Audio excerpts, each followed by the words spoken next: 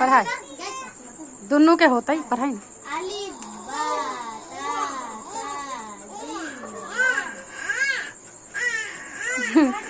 पढ़े छै पढ़ाई ना।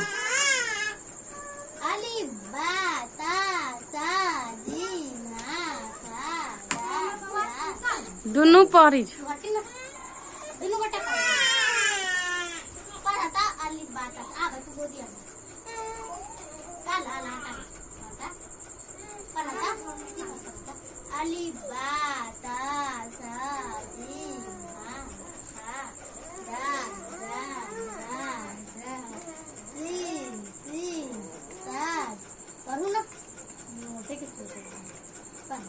गे शिफा शिफा के पढ़ा ना।